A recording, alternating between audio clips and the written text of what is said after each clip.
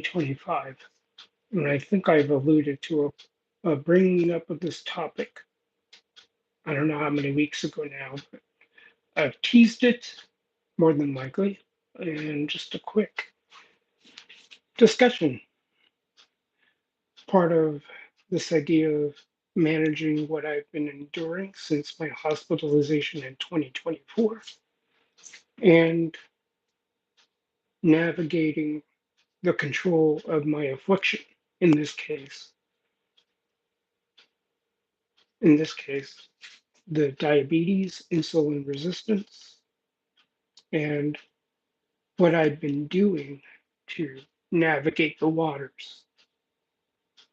As I said in other videos, I've been inundated with new updated information about insulin resistance, how that is the crux of a lot of these chronic conditions, or as I'm coming to learn, metabolic uh, imbalance, all these metabolic health issues we run into, particularly in America. I'm pretty sure it's the case in certain parts of the world, particularly with those with uh, heavy influence from the Western, uh, modern Western anyway, modern Western society and influences.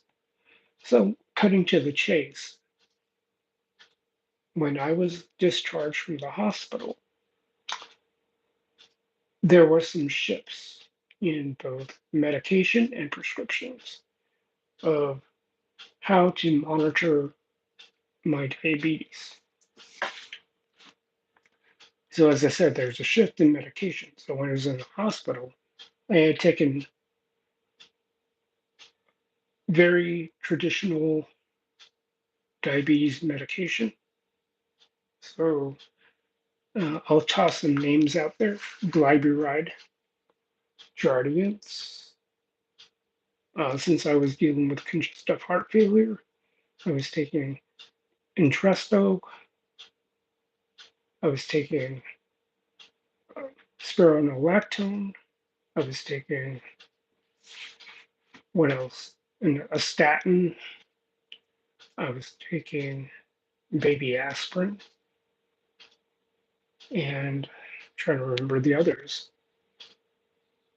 And of course, during my hospitalization, I was getting micro, and I say micro doses of insulin, depending on what my blood sugar was saying.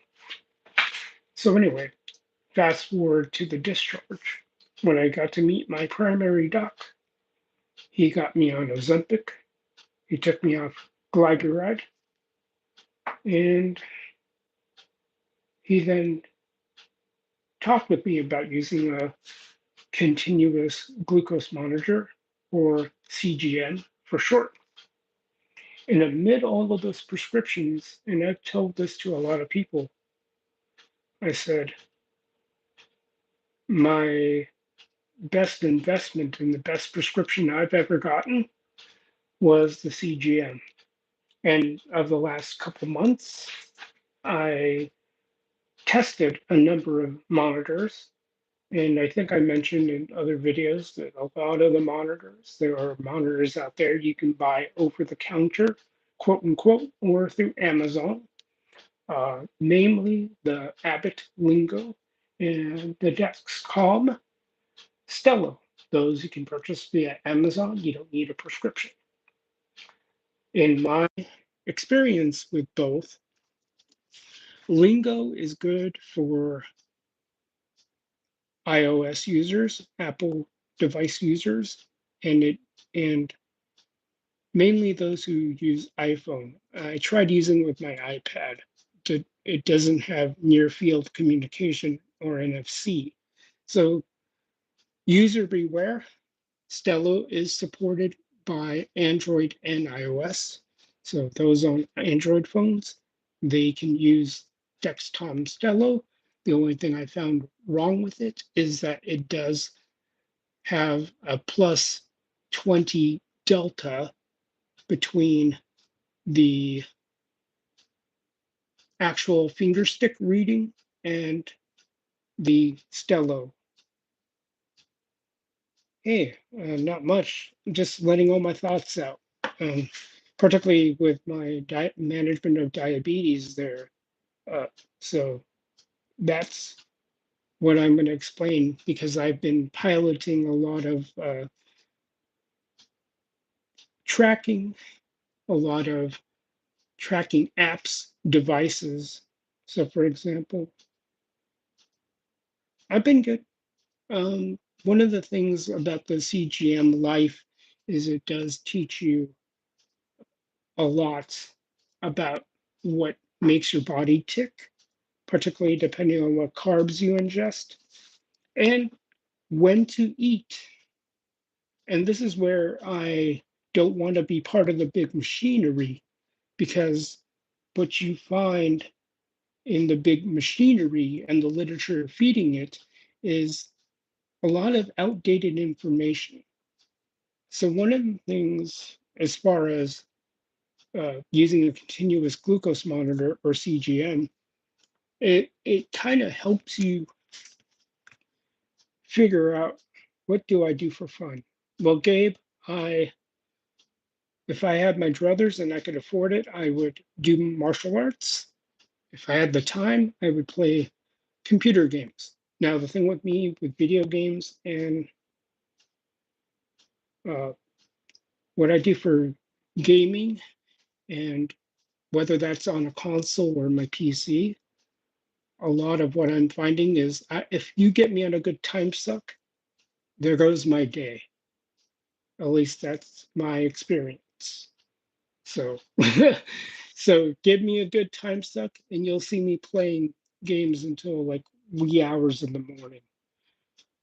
Real quick about going to the uh, continuous glucose monitor. What it communicates about your body is a lot of the outdated information is, for example, um,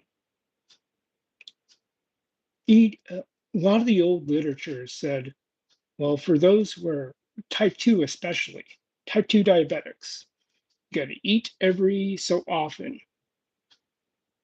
Depends on what you're eating. So, in my experience, what it's telling me when you have a CGM on you is, as I told this to the nutritionists I've been working with. So shout out to Jamie and Lindsay in that they understand what the CGM is telling me, and I'll get there. So the number one thing I'm learning with the CGM life is when you let your body do its thing.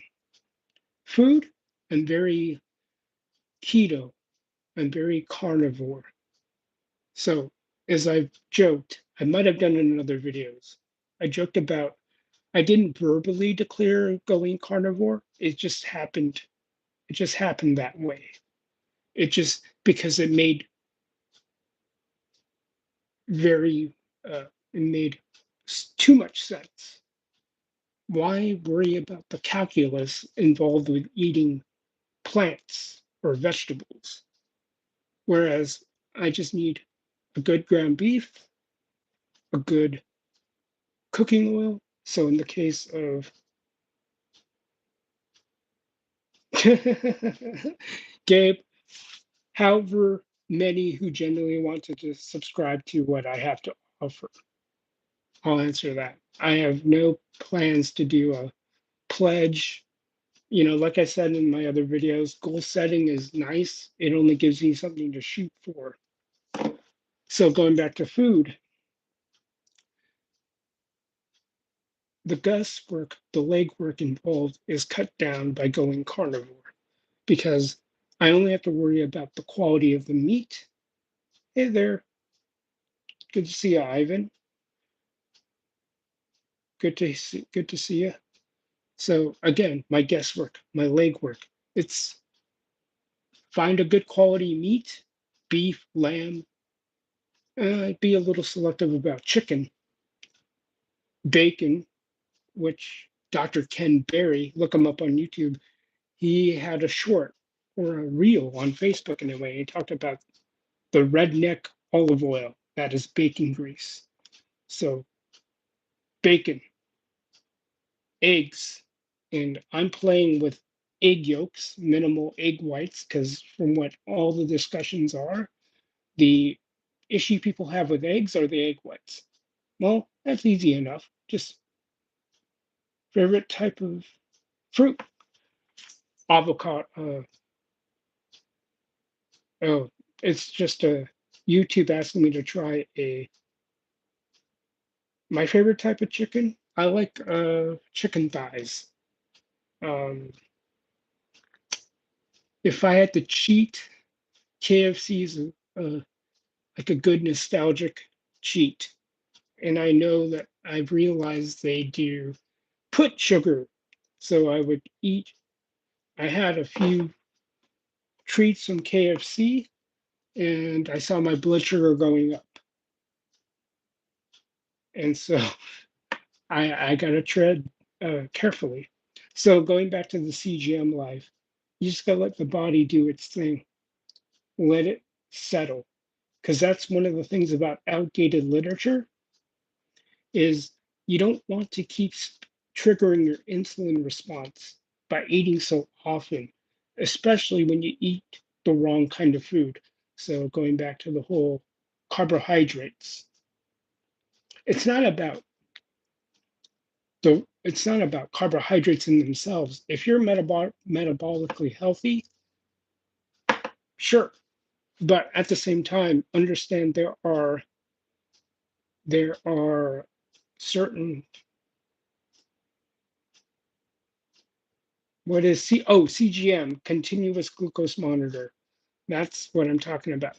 And it's beneficial for even non-diabetics in the sense that you look at your sugar, the interstitial fluid of glucose in your bloodstream or in your body, and then depending on what you eat, you'll see the response. And so when I see a spike, it's easy for me to pop a pill because I do have that medication on me. Easy for me to say pop a pill.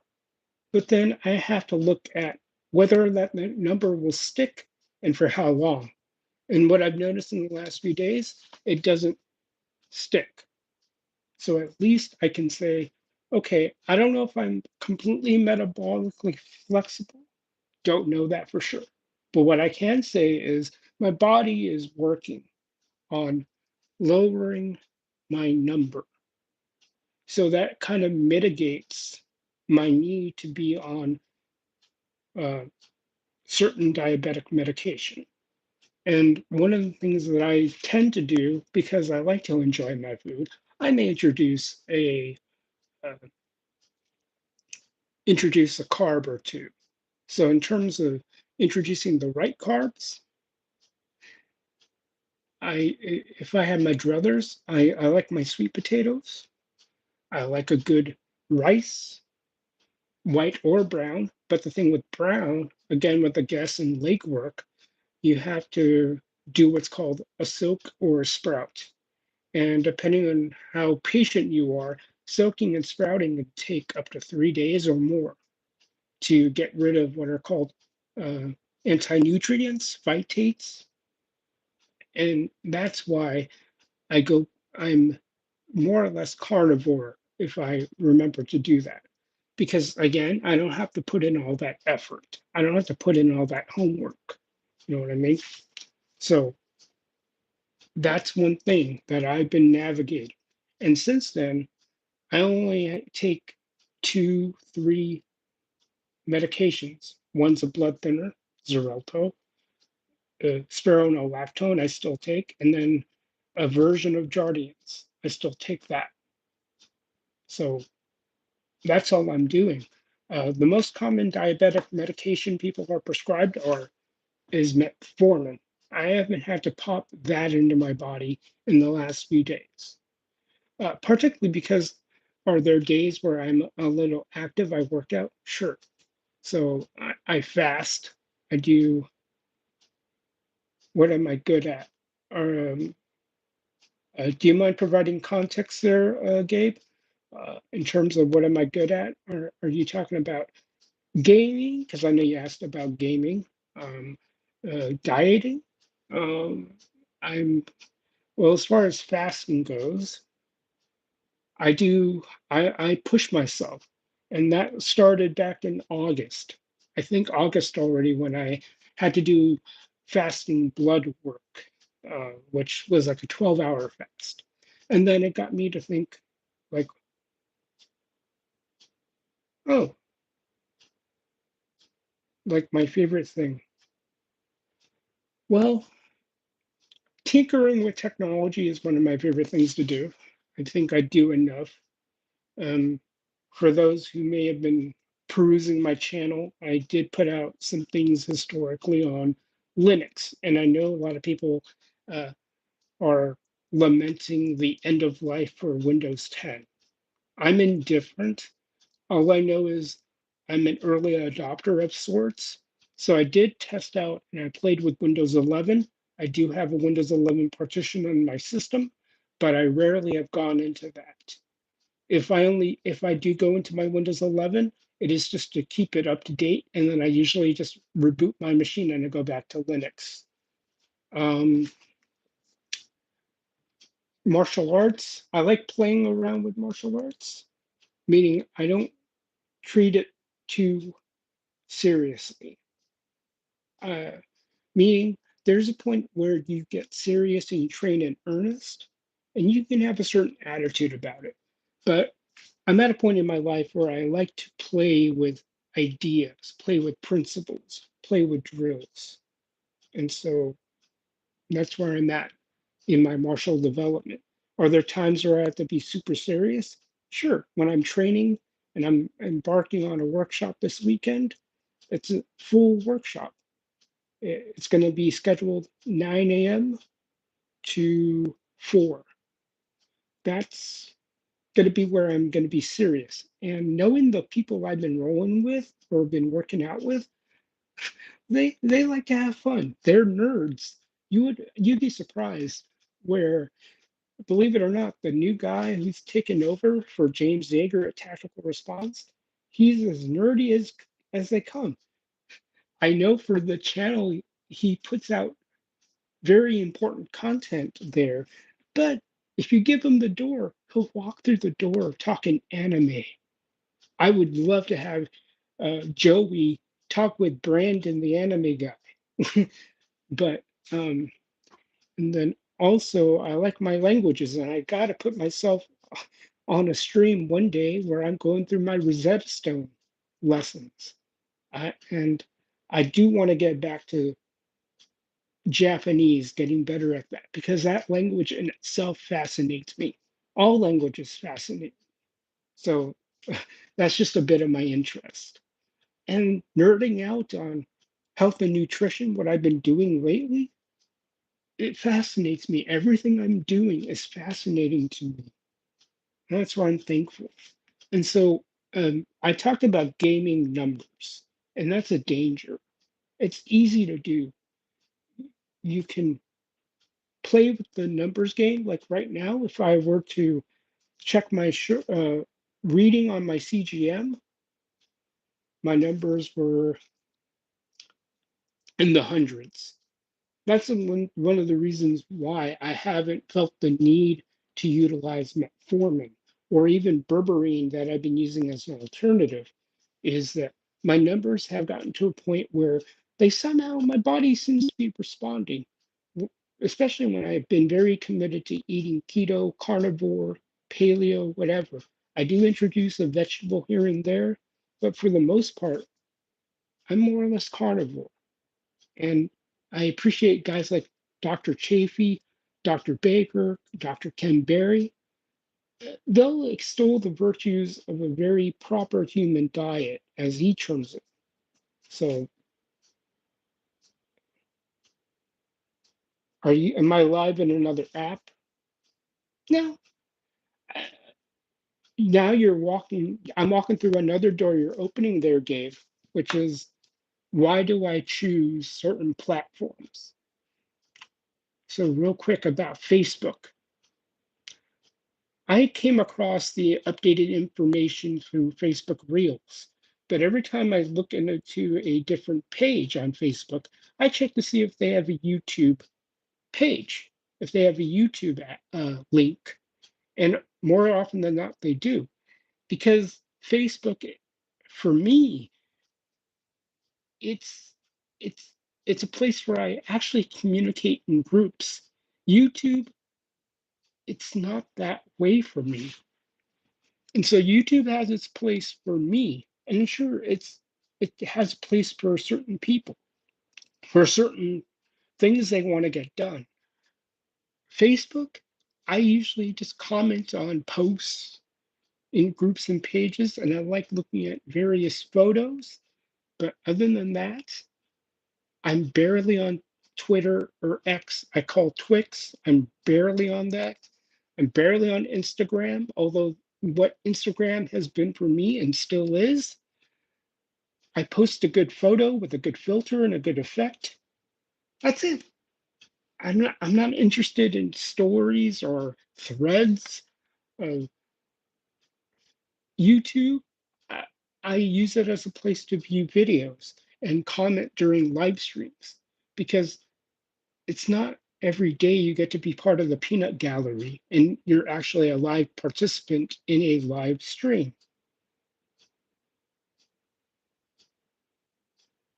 I'll say this with a little bit of hesitation. Love you too. My free time, this, studying history, languages, martial arts, and anime. Although with the free time I've gotten since my layoff, I haven't been binging like I declared last couple weeks, and so forth. Yeah, uh, my favorite animes have been a lot of stuff from 80s and 90s, mainly because of the art style. Since you asked, Gabe, I like the 80s and 90s style of anime drawing. I'm not too big on the CGI mesh, whatever you want to call it. One Piece, I'll get on that. I came across One Piece when I worked at a .com. Other than that, I had no clue. I didn't know how big it was. Um, I knew people in the 90s who were into Kenshin. I only got into Kenshin with the live action movies at the time. Um, but thanks to Brandon, the anime guy, I got onto Crunchyroll and I really liked City Hunter. But if you were saying what's my go-to, it has to be the Macross saga of Robotech. I am from the Philippines, but I came to the US as a baby. So pretty much America all my life. I I hear nothing but good things about Demon Slayer. I will have to flip. Um, like Brandon tipped me about Samurai Yaiba. I will look at that again. I found old school episodes, and with a Netflix subscription, I'll probably look at the reboot they did. Um, 90, like Ghost in the Shell, I may not have had the deepest fanfare, but after binging standalone compacts, you asked. The car I got, a broken down Mirage that was sold to someone else. That's the only car I ever owned, technically speaking. Yep, you're welcome. Let's see. So City Hunter is another one, the one of the ones I started looking at. I actually got uh, a physical copy of Helsing, and I intend to watch that. You know, I I and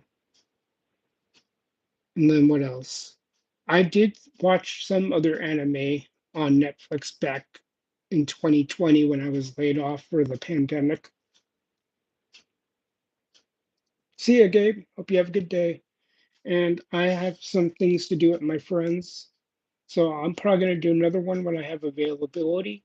So thank you, guys. Again, guys, thanks for hearing me out on the continuous glucose monitor life, um, the CGM life, as I'm calling it, and managing my diabetes. So, oh, well, I got to get going. I got things to do. So,